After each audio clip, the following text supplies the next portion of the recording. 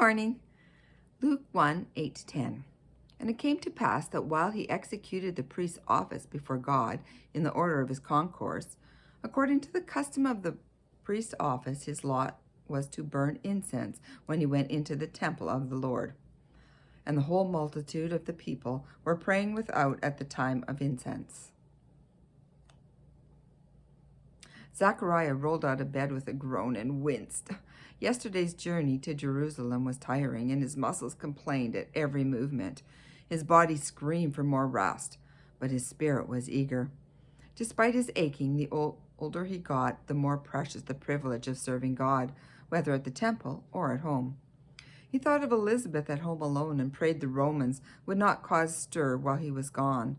If there was a ruckus, there was no one at home to comfort her, and no advocate except for equally helpless neighbors.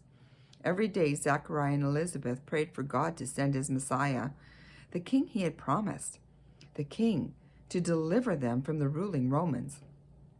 But as of yet, they were still oppressed yet provided for. God cared for them, there was no doubt. They had food and shelter, friends and family. But still there was a nagging void. They had prayed for a child of their own, and his heart broke with hers every month. Zechariah wondered what would become of them in their old age. Who would care for her when he's gone? Who would care for him?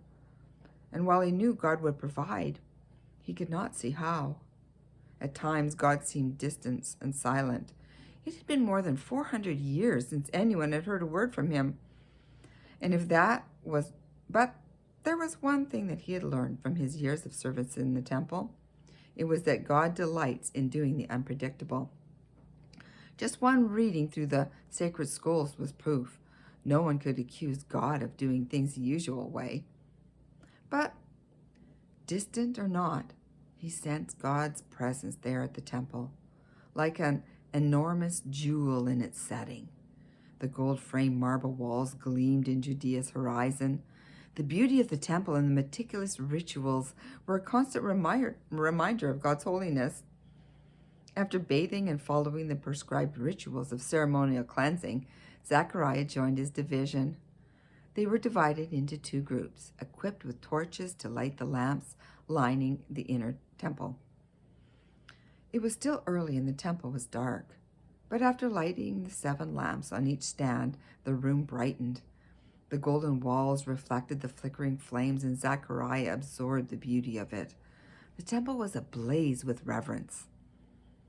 They carried on cleansing themselves and the holy tools and tending the altar fires, preparing the sacrifice, and finally opening the gates to welcome the worshipers.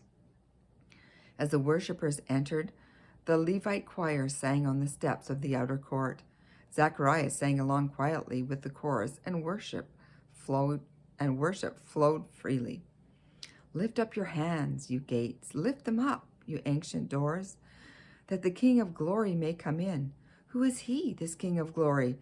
The Lord Almighty. He is King of glory. Psalm 24:7-8.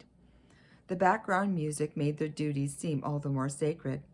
Zechariah and the 3 others finished their task and stood shoulder to shoulder in a solemn circle. Before their job was finished, one of them, and only one, would enter the holy place and burn incense and pray. It was a high and holy privilege. The choice was best left to God, so they cast lots for the privilege. A small pouch of pebbles was emptied on the ground. They scattered inside the circle of feet. A small, smooth, white stone rested in front of Zechariah. He gasped. He had been serving most of his life and had never been chosen for this supreme moment. He had wondered if his day would come at all. And now it had. Oh, the opportunity would never come again, and he understood the gravity. Immediately, he began to mentally rehearse the particulars of his responsibility.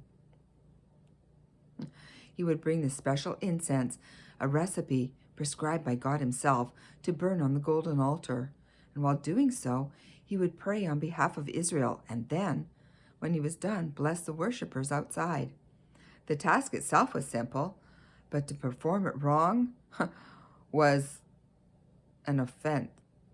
The wrong way was an offense to the one he sought to worship. He recalled the sons of Aaron who disobeyed God in their burning of incense, and God consumed them with fire in an instant, and their charred bodies were dragged from the holy place and left outside the camp. A holy God requires holy servants.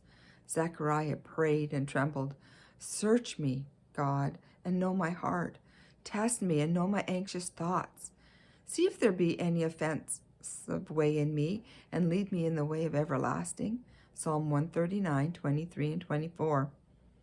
With the incense in hand and the fire kindled in the altar, he was left alone in the holy place.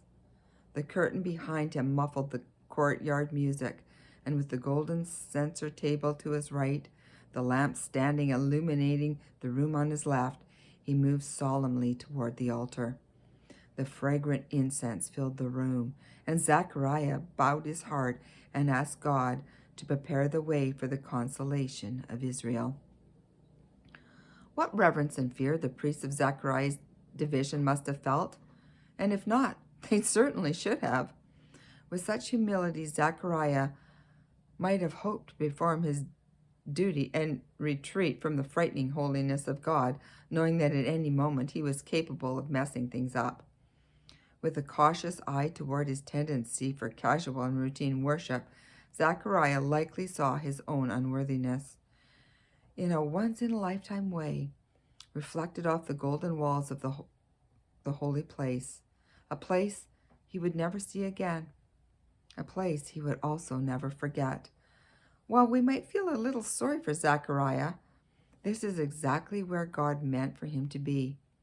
We would do well to remember that a heart that readily acknowledges its own tendency for casual worship can also cling to God for help and grace.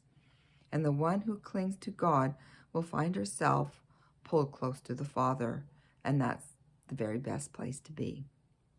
Dear Lord, how can we comprehend the scope of your holiness?